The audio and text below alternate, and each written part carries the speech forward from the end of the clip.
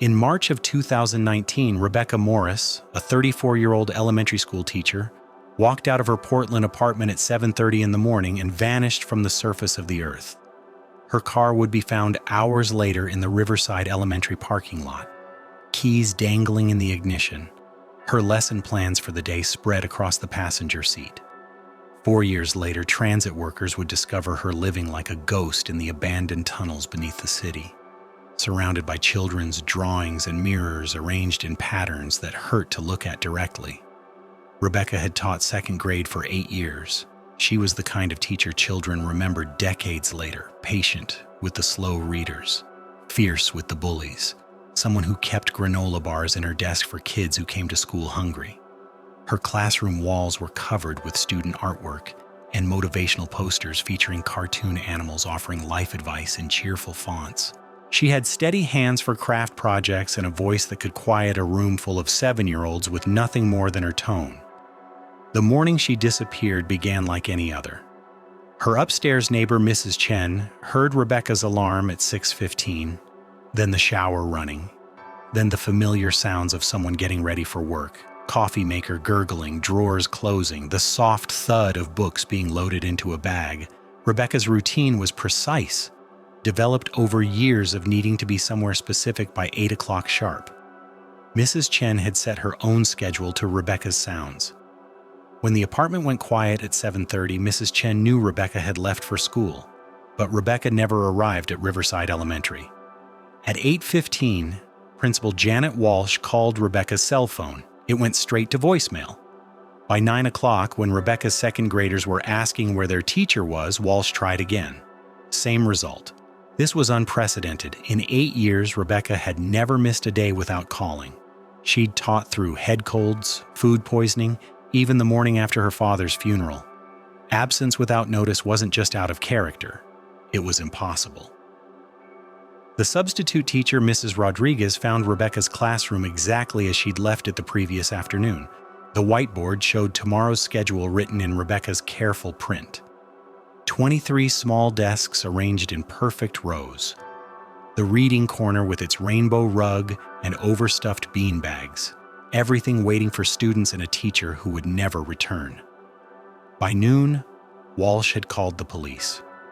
Officer Maria Santos arrived at Riverside Elementary at 12:45, expecting to file a routine missing person report. Teachers sometimes had family emergencies, car breakdowns, miscommunications, but when Walsh led her to the parking lot and pointed to Rebecca's silver Honda Civic sitting alone in the staff section, Santos felt the first prickle of real concern. The car doors were unlocked. Rebecca's purse sat on the passenger seat. Wallet intact, cell phone dead, but present. Her lesson plans were spread across the seat as if she'd been reviewing them. A coffee cup in the center console still held an inch of liquid, long cold, but smelling of vanilla creamer. Everything suggested Rebecca had arrived at school, parked, and then simply evaporated. Santos walked the perimeter of the parking lot, looking for anything that might explain the abandoned car. The lot bordered a busy street on one side, the school building on another, and a small patch of Douglas fir trees on the third. Beyond the trees, a storm drain collected rainwater from the street above, its metal grate dark with accumulated leaves and debris. The detective assigned to Rebecca's case was Tom Reeves, a 15-year veteran who'd worked dozens of missing person investigations. Most resolved within 48 hours. Family disputes, voluntary disappearances, miscommunications that seemed more dramatic than they were. But Rebecca's case felt different from the start. She'd left behind every indication of planning to return: her purse, her phone, her carefully prepared lessons. People who intended to disappear didn't leave their lives spread across a car seat like interrupted thoughts. Reeves interviewed Rebecca's family first. Her sister Linda drove up from Eugene, her face tight with the particular fear of someone trying to stay functional while their world collapsed. Linda painted a picture of a woman whose life was stable to the point of predictability. Rebecca lived alone but wasn't lonely. She had close friends, regular routines, weekend plans. She'd been excited about a spring break trip to visit their cousin in San Diego. "She calls me every Sunday," Linda told Reeves. sitting in the principal's office where sunlight streamed through windows that overlooked the parking lot where Rebecca's car still waited. Every Sunday at 2 o'clock, we talk for exactly 45 minutes. She's done this for 3 years. When she didn't call this week, I thought maybe she was sick, but Rebecca doesn't get sick. She takes vitamins, drinks green tea, sleeps 8 hours a night. She's the most reliable person I know. Rebecca's closest friend, Sarah Kim, taught 4th grade in the same building. They'd started at Riverside the same year, bonded over the shared bewilderment of new teachers, and had maintained a friendship that included weekly coffee dates and shared duty supervising school events. Sarah had seen Rebecca the previous afternoon, Friday, March 15th, as they were both leaving work. She seemed completely normal, Sarah told Reeves. We talked about the assembly on Monday, some puppet show about dental hygiene. She was complaining about having to keep 23 7-year-olds quiet for an hour. Just regular teacher stuff. She said she'd see me Monday. Sarah's voice caught. She was carrying those lesson plans. She'd probably stayed late working on them. The apartment search revealed a life paused mid-motion. Rebecca's bed was made with hospital corners. Dishes from Sunday dinner sat clean in the drying rack. Her laptop showed recent activity. She'd checked email at 10:30 Sunday night, responded to a message from her cousin about restaurant recommendations for San Diego. The browser history showed searches for weather forecast and spring break packing list. Her suitcase sat in the closet empty, but positioned as if she'd planned to start packing soon. In the bedroom, investigators found Rebecca's journal, a blue leather notebook she'd kept consistently for 2 years. The entries were mundane, cataloging daily activities with the methodical precision that seemed to characterize her entire life. Graded math worksheets, prepared reading groups called Mom. The most recent entry, dated Saturday, March 16th, read, "Quiet day, cleaned bathroom, made soup, early bedtime." Nothing suggested distress, depression, or plans to disappear. But Detective Reeves noticed something odd about the journal's final week. Where earlier entries filled entire pages with careful cursive, the last several were shorter, consisting of only essential information. The handwriting remained the same, but the content had stripped away any personal reflection or emotional detail. It was as if Rebecca had been documenting her life for evidence rather than memory. The search expanded beyond Rebecca's immediate environment. Credit cards showed no activity after Friday afternoon when she'd bought groceries at Safeway. Bank accounts remained untouched. Her phone's last ping came from a tower near her apartment at 7:20 Monday morning, then went silent. Not powered down, but as if the signal had simply stopped transmitting. Local hospitals reported no Jane Does matching Rebecca's description. The morgue held no unidentified bodies of her age and gender. It was as if she'd stepped out of her car in the school parking lot and ceased to exist in any trackable way. The first search party assembled the following Saturday, exactly 1 week after Rebecca's disappearance. Volunteers gathered in the school gymnasium, teachers, parents, neighbors, strangers who'd seen her photo on the news and felt compelled to help. They divided Portland's eastern neighborhoods into grids, walking street by street, checking alleys, vacant lots, anywhere a person might be hidden or hiding. The search focused initially on Forest Park, Portland's 5,000-acre wilderness area where people had been known to disappear before. Teams of volunteers hiked trails Rebecca might have known, called her name into dense stands of evergreens that swallowed sound. They found nothing. No clothing, no personal items, no sign she'd ever been there. But the volunteers kept searching. Every weekend for 2 months, they assembled in the school parking lot where Rebecca's car had been found, spreading out across an ever-widening radius of possibility. They checked construction sites, abandoned buildings, bridges over the Willamette River. They knocked on doors, showed her photograph, asked if anyone had seen anything unusual on the morning of March 18th. The search took on qualities of ritual and desperation. Linda organized the volunteers, maintaining lists, coordinating with police, providing coffee and sandwiches for people who gave up their Saturdays to look for her sister. Sarah Kim joined every search, walking miles of Portland streets with Rebecca's photograph clutched in her hand like a talisman. Detective Reeves followed leads that multiplied and dissolved. A woman matching Rebecca's description had been seen at the Greyhound station, but security footage showed someone else entirely. A homeless encampment reported a new arrival who kept to herself and wouldn't give her name, but when police investigated, they found a teenage runaway from Seattle. Each possibility demanded investigation. Each investigation led nowhere. 3 weeks after the disappearance, the case caught local media attention. Rebecca's photograph appeared on the evening news, professional headshot from the school directory, showing a woman with shoulder-length brown hair and the patient smile teachers learned to wear for cameras. The story was brief. Local teacher vanished, police seeking information, family desperate for answers. The coverage brought a flood of tips. Rebecca had been seen at a gas station in Gresham, at a coffee shop in southeast Portland, walking along Highway 84 carrying a backpack. Each sighting sent officers racing to investigate, only to discover mistaken identity or confused timelines. The woman at the gas station turned out to be someone else entirely. The coffee shop customer had been there on the wrong day. The highway sighting came from someone who later admitted they'd seen the news story first and might have been confused about when they'd seen anything at all. But among the false leads and mistaken identities, one detail began to emerge that troubled Detective Reeves. Multiple witnesses, the gas station clerk, a bus driver, 2 different pedestrians, described seeing a woman who looked like Rebecca near storm drains, always near water management infrastructure, always in the early morning hours when shadows were long and visibility uncertain. The storm drain near Riverside Elementary became a focal point of investigation. The metal grate was standard city infrastructure, collecting rainwater from the street and channeling it underground through Portland's extensive tunnel system. During heavy rains, the tunnels carried runoff to the Willamette River. During dry periods, they remained mostly empty. Accessible through maintenance entries scattered throughout the city, Reeves arranged for city engineers to provide maps of the underground system. What he saw was a labyrinth. Miles of tunnels, some dating back to the 1920s, connecting beneath Portland in patterns that followed no logical design. Newer sections had been built to supplement older ones as the city expanded. Abandoned sections existed where tunnel routes had changed.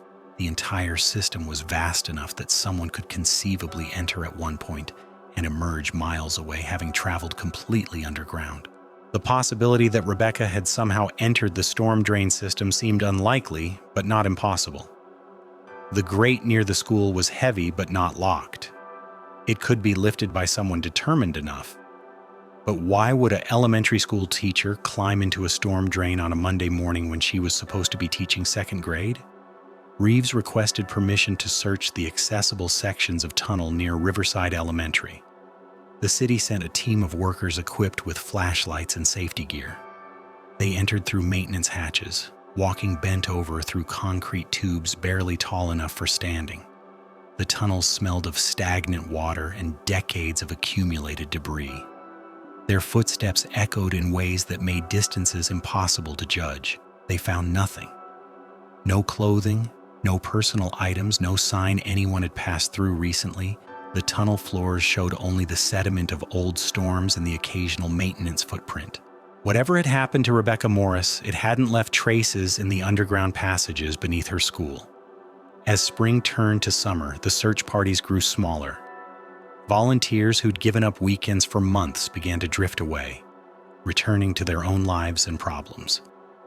The media attention faded as newer stories demanded coverage. Rebecca's disappearance settled into the category of cold cases, unsolved but no longer active, remembered mainly by family and friends who continued to hope for answers that seemed increasingly unlikely to come. Linda returned to Eugene but called Detective Reeves weekly, always asking the same questions. Any new leads? Any witnesses who hadn't been interviewed? Any possibility they'd missed something obvious? Reeves had no answers to give her. The investigation had been thorough. Every reasonable lead had been followed. Rebecca Morris had simply vanished more completely than seemed possible in the modern world. Sarah Kim requested a transfer to a different school. She couldn't bear to walk past Rebecca's empty classroom every day. Couldn't stop expecting to see her friend emerge from the teacher's lounge with papers to grade and stories about her students. The new second-grade teacher who took Rebecca's position was competent and kind, but the room felt haunted by the absence of the woman who'd arranged it so carefully for children who would never see her again. By autumn, Rebecca's apartment had been cleaned out and her lease terminated. Linda packed her sister's belongings with the desperate care of someone handling artifacts from a lost civilization. Every item might be a clue. Every possession might explain what had happened to the woman who'd owned it. But the accumulated objects of Rebecca's life, books, clothing, kitchen utensils, photographs, told only the story of someone who'd expected to return home each evening and never had. The car remained in police custody, though it had yielded no useful evidence. Rebecca's purse was returned to the family, its contents unchanged from the morning of March 18th. Lip balm, tissues, wallet with $43 in cash, a grocery store receipt dated Friday afternoon. The detritus of ordinary life, suddenly invested with tragic significance because it represented the last physical trace of a woman who disappeared from the world. Detective Reeves kept the case file active longer than standard procedure required. He'd worked missing person investigations that had resolved after months or even years. Someone found living under a different name, someone discovered in a hospital with amnesia, someone who'd been afraid to come forward for reasons that only made sense to them. He maintained hope that Rebecca Morris would be found somehow and somewhere. But as 2019 became 2020, and 2020 became 2021, hope transformed into the kind of stubborn professional obligation that keeps cold cases from being forgotten entirely. Reeves would review the file every few months, looking for connections he might have missed, angles he hadn't considered. He never found any. The storm drain near Riverside Elementary was eventually covered with a new grate, welded shut after complaints from parents who worried their children might fall through. The parking space where Rebecca's car had been found was used by other teachers, though some avoided it from superstition or respect. Life continued around the absence she'd left behind, as life always does. In 2022, Detective Reeves retired from the Portland Police Bureau. He passed Rebecca's case to Detective Amanda Foster, a younger investigator who reviewed the file with fresh eyes and found the same dead ends Reeves had encountered. The physical evidence remained in storage. The witness statements were preserved in carefully organized binders. The photograph from Rebecca's school ID was filed with dozens of other missing persons whose cases defied resolution. And beneath Portland, in tunnels that appeared on some city maps but not others, in maintenance passages that hadn't been inspected for decades, in the forgotten infrastructure of a city built layer upon layer across more than a century, something waited in darkness that would not be disturbed for years to come. The tunnels beneath Portland were older and more extensive than most residents realized. They began as simple drainage systems in the early 1900s, but grew into a complex network as the city expanded. Some sections had been abandoned when newer routes were built. Others had been sealed off when they were no longer needed. A few had simply been forgotten, existing on old blueprints but nowhere in current city records. These forgotten spaces had become repositories for urban legends. Stories of homeless encampments that existed entirely underground, of maintenance workers who discovered rooms full of old furniture and personal belongings, of sounds echoing through tunnels that shouldn't have carried sound at all. Most of these stories were exactly that, stories, born from the natural human tendency to fill unknown spaces with imagined dangers. But some stories persist because they contain fragments of truth that resist easy explanation. Transit workers occasionally reported odd discoveries during routine maintenance. Personal items in places no one should have been, marks on tunnel walls that looked deliberately made, sounds that didn't match the mechanical noise of water and air moving through enclosed spaces. These reports were filed, investigated when time permitted, and usually explained away as the result of surface vandalism or debris washed down from street level. In April of 2023, the Portland Bureau of Transportation began planning renovations to improve downtown flood management. The project required detailed surveys of existing tunnel infrastructure, including sections that hadn't been accessed for years. Teams of workers began the methodical process of mapping the underground network, checking structural integrity, identifying areas that needed repair or replacement. The work was tedious and uncomfortable. The tunnels were cramped, dark, and filled with the accumulated moisture of decades. Workers wore headlamps that created harsh circles of light in spaces that seemed to absorb illumination. Their voices echoed strangely, sometimes seeming to come from directions that didn't match where people were standing. On April 12, 2023, a team led by Supervisor Carl Martinez was surveying tunnels in southeast Portland when they discovered an access passage that didn't appear on their maps. It was smaller than the main tunnels, barely wide enough for a single person, and it led away from the documented network into spaces their blueprints showed as solid earth. Martinez made the decision to investigate. If the city was going to renovate the tunnel system, they needed to know what actually existed underground, not just what the maps claimed. He and two workers, Jennifer Walsh and David Kim, followed the narrow passage into depths their equipment hadn't been designed to reach. What they found would haunt their dreams for months to come. The passage opened into a chamber that shouldn't have existed. A circular room carved from the earth itself, its walls smooth, as if shaped by patient hands over years of work. Martinez's headlamp swept across the space, revealing something that made him stop breathing for several seconds. The walls were covered in children's drawings, hundreds of them, maybe thousands, layered one over another like pages in a book that had been turned by the wind.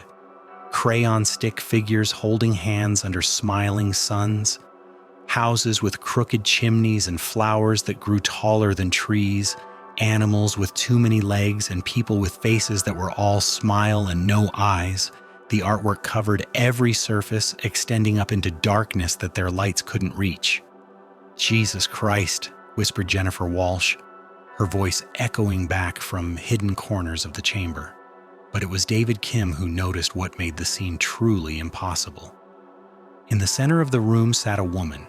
She was arranging mirrors in careful patterns on the floor. Dozens of small hand mirrors, the kind elementary school children might use for science lessons about light and reflection. She worked with intense concentration, adjusting each mirror's angle with movements so precise they seemed ritualistic. Her hair was longer than it had been in the school photographs, gray threading through brown that had once been carefully maintained. Her clothes were clean but strange, layers of fabric that might have been sewn together from different sources, creating garments that served function over form. When their lights found her, she looked up with eyes that took several seconds to focus on their faces. Her expression showed no surprise, no fear, only the mild annoyance of someone whose work had been interrupted. "You're early," she said, her voice carrying the particular authority teachers develop when addressing children who haven't followed instructions. "The lesson isn't ready yet." Martinez would later tell investigators that his first instinct had been to call her name, Rebecca Morris, the missing teacher whose photograph had been circulated through city departments for years. But something about her composure, the way she sat surrounded by children's artwork in a chamber that had no right to exist, made him hesitate. This woman looked like Rebecca Morris, but she also looked like something else entirely. "Ma'am," Martinez said carefully, "are you all right?" Rebecca, for it was undoubtedly Rebecca, despite the changes that 4 years underground had worked on her appearance, tilted her head as if the question required consideration. "The mirrors showed different things depending on how you arrange them," she said. "The children understand this instinctively. Adults have to be taught." She gestured to the patterns at her feet. "This configuration reveals truth. This one," she moved to adjust another mirror, "reveals possibilities, but you have to know how to look." Jennifer Walsh had been recording the encounter on her phone from the moment they'd entered the chamber. The video would later become crucial evidence, though investigators would struggle to explain several elements that appeared in the footage. The mirrors seemed to reflect light that wasn't coming from the workers' headlamps. The children's drawings appeared to shift slightly when viewed through the camera lens, as if they were three-dimensional objects seen from changing angles. "Rebecca?" Martinez said finally, using her name.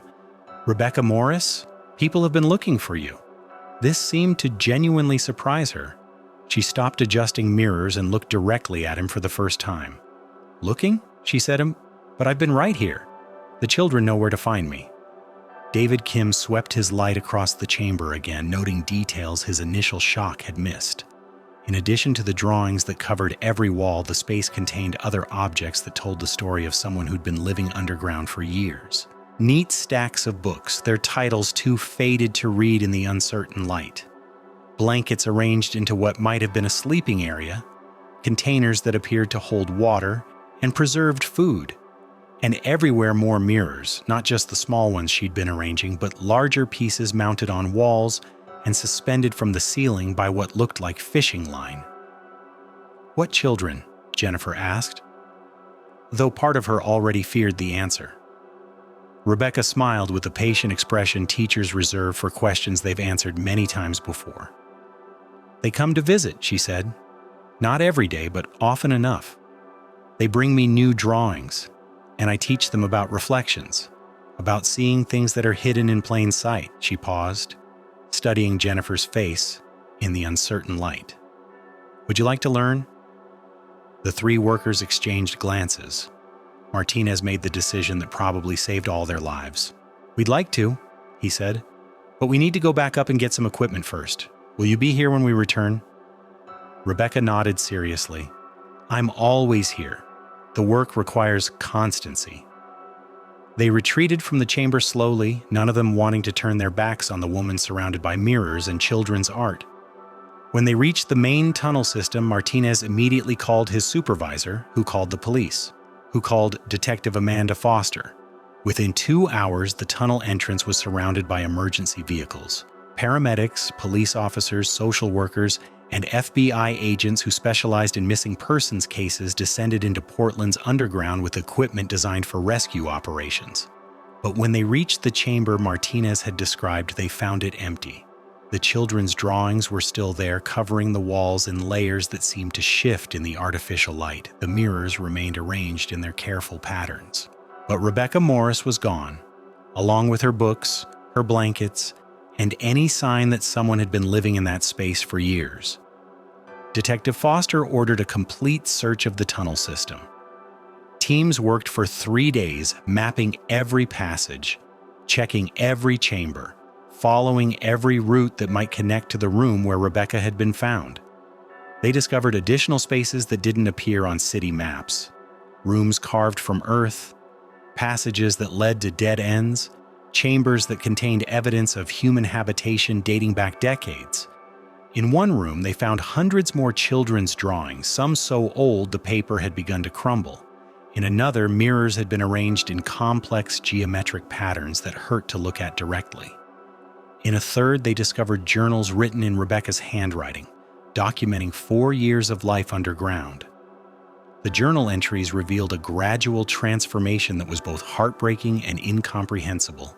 The early entries, written in the weeks after her disappearance, showed a woman in psychological crisis, hiding underground from something she couldn't name or explain. Day 12, I think. Can't go back up. Every time I try, the fear becomes too much. Down here is quiet. Down here is safe. Found some books someone left behind, old children's stories. Reading helps. Day 20. The tunnels are bigger than I thought. Found a room with drawings on the walls. Someone else was here before me. The pictures are beautiful. Happy children under bright suns. I remember drawing things like this when I was small. Day 31. Started adding my own drawings. It feels important, like leaving messages for someone who might understand. But as the entries continued, they revealed something more disturbing. Rebecca had begun to believe she was receiving visitors. Day 45. A child came today, 8 years old, maybe 9. She brought me a drawing of a cat with wings. We talked about imagination and possibility. She understood things most adults never grasp. Day 67. More children coming now. They find me somehow, even though I've told no one where I am. They bring artwork and questions. I'm teaching them about light and reflection, about seeing what's hidden. Day 89. The mirrors show truth if you know how to arrange them. The children see it immediately. They don't have the barriers adults develop. I'm documenting the configurations that work.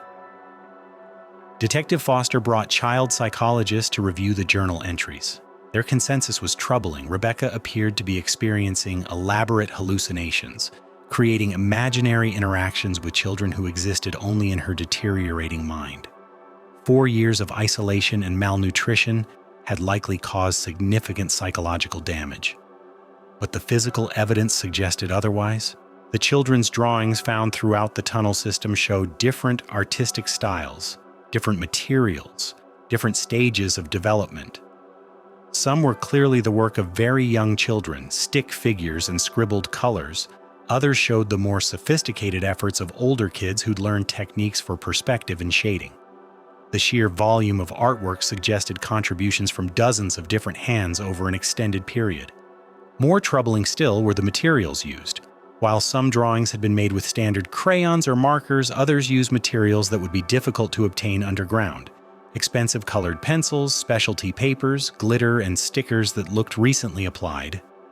If Rebecca was creating all the artwork herself as part of her hallucinations, where had these materials come from? The search for Rebecca continued above ground. Her photograph was distributed to hospitals, shelters, social services offices throughout Portland and beyond. But she seemed to have vanished as completely as she had 4 years earlier, leaving behind only the evidence of her underground existence and more questions than answers.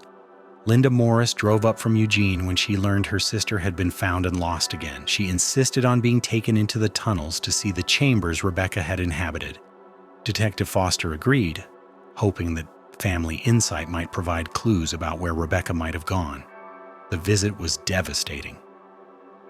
Linda stood in the room filled with children's drawings, surrounded by mirrors arranged in patterns that seemed to shift depending on viewing angle, and wept for a sister she no longer recognized. "She always loved kids," Linda said, her voice echoing strangely in the confined space. "But this..." She gestured at the walls covered in artwork, the careful arrangements of reflective surfaces. "This isn't love. This is something else." Among Rebecca's possessions found in the tunnels, investigators discovered a collection of school directories from Riverside Elementary dating back to her years of teaching. She'd marked photographs of her former students with careful notations, names, birth dates, family information she couldn't possibly have obtained through normal means. Some of the marked children were now teenagers, having grown up in the 4 years since Rebecca's disappearance. Detective Foster made the difficult decision to interview several families whose children had been in Rebecca's classes.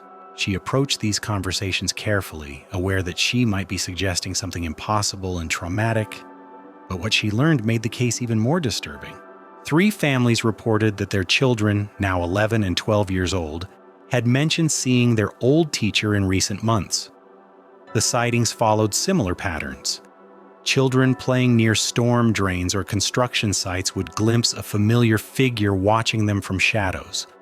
When approached, the figure would disappear. The children described someone who looked like Miss Morris but different, older, wearing strange clothes, carrying mirrors that caught light in unusual ways. "Emma came home last month talking about seeing her second-grade teacher," reported Janet Santos, whose daughter had been in Rebecca's class 4 years earlier. "She said Miss Morris had given her a mirror and asked her to draw a picture of what she saw in it. I thought it was just Emma's imagination. Kids that age, they blend reality and fantasy sometimes." But when Detective Foster asked to see the mirror Emma had been given, the child produced a small hand mirror identical to those found arranged throughout Rebecca's underground chambers. On the back, written in Rebecca's distinctive handwriting, was Emma's name and a date from 3 weeks prior. Similar items were found in the possession of 4 other former students. All of the children described encounters with their old teacher that their parents had dismissed as childhood imagination. All had been given mirrors and asked to create artwork showing what they saw in the reflections. All insisted that Miss Morris had looked different but familiar, like someone they'd known who'd become something else. The investigation took on urgency as the possibility emerged that Rebecca might be attempting to contact her former students. Child psychologists warned that someone who'd spent 4 years in isolation, experiencing hallucinations, and developing elaborate delusions about teaching children in underground chambers might pose a risk to real children if she was trying to recreate those experiences above ground. But tracking Rebecca proved impossible. Security cameras throughout Portland had captured dozens of potential sightings, but the footage was always inconclusive. Figures glimpsed at the edges of frames, shapes that might be Rebecca or might be anyone, shadows that seemed to move independently of any visible person casting them. The breakthrough came from an unexpected source. David Kim, one of the workers who discovered Rebecca in the tunnels, had continued exploring the underground system on his own time. The encounter had affected him profoundly, and he found himself drawn back to spaces that seemed to exist outside normal urban geography. 3 weeks after the initial discovery, Kim found Rebecca again. This time, she was in a chamber even deeper than the first one, surrounded by new arrangements of mirrors and walls covered with fresh children's artwork. But now she wasn't alone. 7 children sat in a circle around her, ranging in age from 6 to 12, all holding small mirrors and studying their reflections with intense concentration. Kim recognized 2 of them from missing person reports that had been filed in recent weeks. "Look deeper," Rebecca was telling the children, her voice carrying the authority and warmth that had made her an effective teacher years earlier. "The mirror shows what's there, but also what could be there. You have to learn to see both." The children nodded with the serious attention kids reserve for adults who treat them as capable of understanding complex ideas. They adjusted their mirrors, compared reflections, whispered observations to each other that Kim couldn't quite hear from his hiding place in the tunnel entrance. "Now draw what you see," Rebecca instructed, distributing paper and colored pencils. "Not what you think you should see, what the mirror actually shows you." Kim watched in horror as the children began to draw. Their artwork showed images that no mirror should have reflected. Landscapes that weren't the underground chamber, faces that weren't their own, creatures that existed only in imagination or nightmare. But the children drew with confidence, as if they were copying something clearly visible in their individual mirrors. When Kim tried to photograph the scene on his phone, the camera showed only darkness. The children and Rebecca appeared to be sitting in a chamber his eyes could see but his technology couldn't capture. He retreated quietly and called Detective Foster immediately. The rescue operation began within hours. Child psychologists briefed the tactical team on approaches for safely extracting children from a potentially unstable adult who might view interruption as threatening. Paramedics prepared for the possibility of injuries, malnutrition, or psychological trauma that might require immediate treatment. But when they reached the chamber, they found only Rebecca. She sat in exactly the same position Kim had described, surrounded by mirrors and children's artwork, but the children were gone, leaving no trace they'd ever been there, except for the drawings that now covered the chamber walls. Fresh artwork that showed the impossible things Kim had witnessed them creating. "Where are the children?" Detective Foster demanded. Rebecca looked up with the patient expression of a teacher who'd been asked to explain something obvious. "They went home," she said simply. The lesson was finished. "What lesson?" "How to see what's hidden. How to look through mirrors instead of just at them. How to understand that reality has more layers than most people realize." Rebecca began collecting the mirrors scattered around her, arranging them in a neat pile. "The children are natural students. They don't have the barriers that prevent adults from learning." Foster studied the fresh drawings on the chamber walls. They showed the same impossible images Kim had described: landscapes, faces, and creatures that couldn't have been reflected in simple hand mirrors. But the artwork also showed something else. Each drawing was signed with a child's name and dated with today's date. "Rebecca," Foster said carefully, "we need you to come with us. You need medical attention. You need help." "I'm providing help," Rebecca replied. "The children need to learn these things. Their parents don't understand what they're capable of seeing. Schools don't teach them how to look beyond surfaces." She gestured to the mirrors she'd been collecting. "These show truth, but only to people who haven't forgotten how to accept impossible things." The conversation continued for 20 minutes, with Rebecca calmly explaining her work while Foster tried to convince her to return to the surface voluntarily. Rebecca's responses were logical within the framework of her delusions, but they revealed someone whose connection to consensus reality had been severed completely. Finally, Foster made the decision to have Rebecca taken into custody for her own safety and psychological evaluation. But as the officers moved toward her, Rebecca smiled with the particular satisfaction of a teacher whose students had learned an important lesson. "They understand now," she said, "the children. They know how to see what adults can't. The work will continue even if I'm not here to guide it." She held up one of the mirrors, angling it to catch the artificial light from the officer's equipment. For a moment, Foster could have sworn she saw something reflected in its surface that wasn't present in the chamber. A bright landscape, children playing, a sun that cast shadows in impossible directions. Then the mirror slipped from Rebecca's hands and shattered against the chamber floor. Rebecca Morris was taken into custody on April 15, 2023. Exactly 4 years and 28 days after her disappearance from the Riverside Elementary parking lot. She was transported to Portland General Hospital for medical evaluation and then to the psychiatric facility where she remains today. The physical examination revealed someone who had survived 4 years underground through careful resource management and an intimate knowledge of Portland's hidden infrastructure. She was malnourished but not dangerously so, dehydrated but responsive to treatment. The psychological evaluation was more complex. Dr. Sarah Chen, the psychiatrist assigned to Rebecca's case, diagnosed severe dissociative disorder complicated by prolonged isolation and possible hallucinogenic experiences caused by environmental factors in the underground chambers.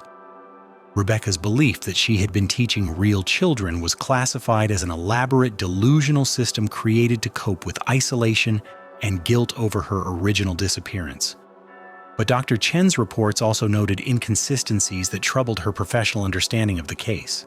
Rebecca demonstrated knowledge of specific Portland children that she couldn't have obtained during her underground isolation. Her descriptions of their current appearances, family situations, and personal interests proved accurate when investigators checked them against school records. When asked to explain this knowledge, Rebecca would only say that the children visit when they need to learn. The 7 children Kim had observed in the underground chamber were never identified. Missing person reports filed in the weeks before Rebecca's capture were resolved, when all the supposedly missing children were found safely at home with parents who insisted they had never been gone. Security footage from schools and public places confirmed that the children had been present in normal activities during the times Kim claimed to have seen them underground. The investigation into Rebecca's 4 years underground revealed infrastructure mysteries that Portland City engineers are still attempting to resolve. The chambers where she had lived and taught were found in areas that city maps showed as solid earth. Structural analysis suggested they had been carved by hand over an extended period, but the precision of the work indicated engineering knowledge Rebecca had never possessed. Most puzzling were the mirrors. The hand mirrors found throughout the chamber system numbered in the hundreds, all identical to educational supplies used in elementary schools. But inventory records from Portland area schools showed no missing mirrors, and retailers confirmed that no one matching Rebecca's description had purchased such items in the years since her disappearance. When investigators asked Rebecca where she had obtained the mirrors, she replied that the children brought them as part of their studies. When pressed for details about these children, she would only repeat that they came to learn and left when the lessons were complete. The children's artwork found in the chambers presented similar mysteries. Forensic analysis confirmed that the drawings had been created by different hands using various materials over an extended period. Age dating suggested that some were as much as 4 years old, while others appeared to have been created within days of Rebecca's discovery. But no evidence was found to explain how real children could have accessed the underground chambers or why their parents would have no memory of their absence. Detective Foster continued investigating the case even after Rebecca was committed to psychiatric care. The missing person reports that had inspired Kim's observations of children in the underground chamber were particularly troubling. In each case, parents had filed reports claiming their children had been missing for hours or days only to remember finding them safe at home when police arrived to investigate.